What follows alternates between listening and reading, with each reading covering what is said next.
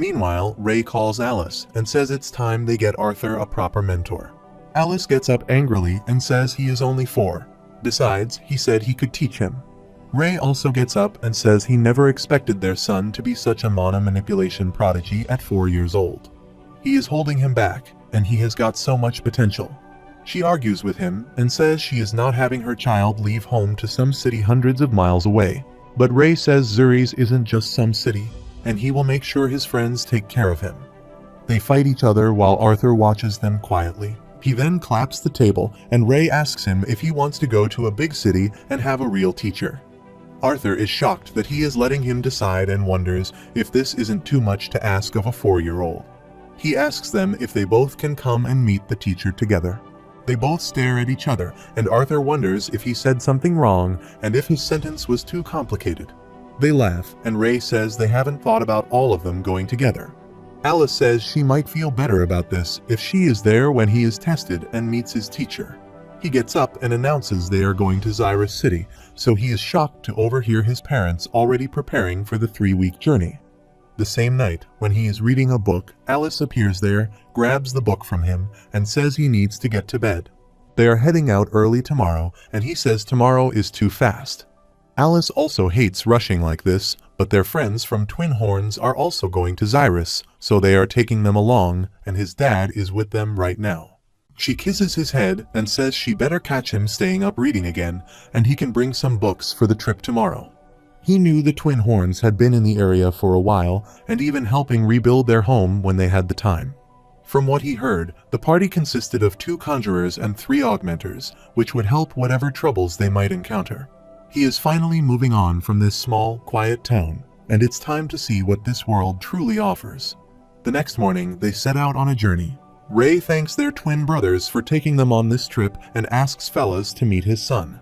He calls Arthur, asks him to introduce himself, and respectfully introduces himself. He says his name is Arthur Lewin and thanks them for coming with them to Zyrus. Adam is impressed by his manners and asks if he is really Ray's son. He is an augmenter and his speciality is a spear. His wife grabs him, hugs him tightly, and says he should be thankful that he looks more like his mom. Her name is Angela Rose, and she is a conjurer with speciality wind magic. She has grabbed him so tightly that he is unable to breathe, and a man grabs him from behind, saying she is hurting him. Durden Walker has a speciality in earth magic, and he affectionately puts him to the ground. Arthur observes they have another companion named Jasmine Flamesworth, who has speciality daggers. She doesn't talk to him and leaves them. Another woman, Helen, asks him not to mind her and says she just needs to get used to her. She introduces herself as Helen Shard, with a special ability, magic archery. Ray says everyone has gotten acquainted and must prepare to move on. They put their luggage in the carriages and are ready to go soon. They start their journey, and Arthas hopes for a good future ahead. At night, they are attacked by many beasts and they eventually defeat them. After that, they use the wolves for their dinner. They stay at a place for dinner, and Helen asks him if he is doing good, but he is just staring at Jasmine. Helen says it's his first time traveling like this, and he thinks this is surely his first time traveling in this life. She says his father has been bragging nearly the entire way there that he is a genius mage, and asks him if he has really awakened a year ago. Adam gets up, saying he needs to do a little stretching before going to sleep, and he tells him he has been sparring with his boy. He asks him if he minds if he plays around with Arthur, while he thinks he should stretch out by himself.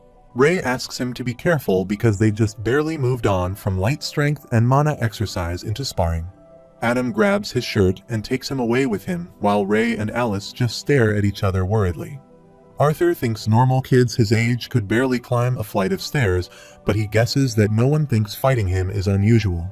He takes him aside and asks him if he is ready. He asks him if he knows how to reinforce his weapon, and he moves toward him with his tiger attribute. Arthur looks toward his father and tells him through telepathy that this man is out for blood. He asks him to get him out of this mess. Ray cheers him up and asks him to go and get him. When he finds his request useless, he gets ready to fight him.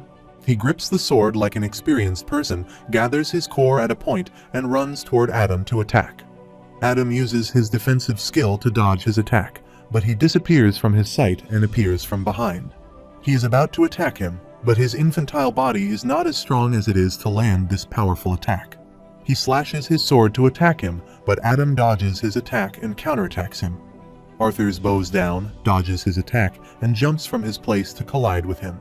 Adam loses his balance and is about to fall when Arthur tries to use this moment to his advantage and tries to hit him again. Adam dodges his attack, gets up again to attack him, and hits him with his light stick. At that moment, Newton's third law of motion came to his mind. For every action, there is always an equal but opposite reaction. Arthur falls to the ground, and Adam rushes to attack him again. Alice shouts for his son, and Adam asks him if the opposite reaction hurts. He gets up again, and Durden pushes Adam away. He urges Ray to know what kind of training he put him through to create the little monster. Ray laughs and says he didn't teach him, and Alice tries to heal him and asks if this is what he has been studying. He replies that he learned this by watching Dad and reading some books, and Adam asks him if he is going to teach him some of his movement techniques. He tells them that he just has to cross his back leg over his lead leg and then kick off with mana while he lets his body almost fall. Adam follows his instructions but collides with a tree instead of learning the skill. Several days passed since they began their journey to Xyrus City, and his birthday also passed during this time. He received gifts for his birthday and many lessons from his companions. Adam and Durden are taking a bath in the river. Adam, Helen, and his father's training continued with decent progress so far, and they enjoyed their trip. To surprise him, Jasmine had already succeeded in learning a few techniques. It still amazes him how Jasmine could grasp his instructions quickly, especially when learning the first step. After some time, they all dress up to continue the journey, and Alice calls Arthur and says they are leaving now. They continue their journey when a monster is watching their carriage from a distance. Adam tells Arthur that he still remembers his father getting them into all sorts of trouble. Helen calls him and asks if he is sure that Ray wasn't the only one who caused trouble and tells him about an incident when he messed up. Adam laughs and brags it was just a little rodent. Alice yawns and Arthur asks him if she is okay. She replies that she is a little tired. He then opens up a book to study, but he is disturbed by someone. He is unhappy that Jasmine is watching him and asks him to teach her more. He ignores her and continues his reading when they hear a voice from outside. They all are surprised and wonder what is going on outside. Helen reveals that bandits have attacked them and asks everyone to prepare to engage. Angela leads them and asks everyone to submit to the wind, follow her will, and gather to protect each other. Many arrows attack their carriage simultaneously, and Alice covers Arthur to protect him. Angela's wind skill dodges many arrows eventually. Arthur's observes them fighting skillfully, while Durden cracks one of the arrows with his bare hands. They all protect the area by taking their positions, while Helen is injured by many arrows but is saved due to her armor. She jumps from the carriage to the ground, ready to attack the bandits. Arthur and Alice are worried because they are completely surrounded by bandits. They are in the mountains and are rushing toward their carriage. Their leader appears there and praises his men for a good catch. He asks them only to leave the women and kids alive and try not to leave scars after all. He exclaims that damaged goods will only sell for less. Arthur thinks it seems he has been living in a bubble for too long, and he almost forgot that every world has its own share of filth like him. He is furious at thinking about the bandits. Alice hugs him tightly and asks him not to worry, saying she is there to save him. Arthur feels calm on hearing this. In the meantime, the bandits land their attack on them, and Durden asks everyone to gather and guard. They have tried to create an earth wall to protect themselves from the arrows, but some pass through it and are coming toward Alice and Arthur. Angela appears there in time and distracts the arrows from reaching them. Their leader and two bandits come forward to attack them, but Helen shoots many arrows simultaneously and pushes them behind. Durden also fights them bravely and has defeated many of them. Some are scared to see him beating others. Ray also fights them bravely and hits them while moving swiftly. He has grabbed two of them and is beating them when a man appears from behind and is about to attack him. An arrow from the side hits him before he can attack Ray. Helen has saved him, and they all start fighting them again. Everyone is doing their best, and Adam has defeated many of them in the time being. He is a great warrior, stabbing many bandits with his sword. Helen also jumps upon many of them and hits them with the sword. Meanwhile, a man comes to attack her, but she moves swiftly and dodges his attack. He again comes to attack her, saying he will train her so well that she will begin to stay with him in the end.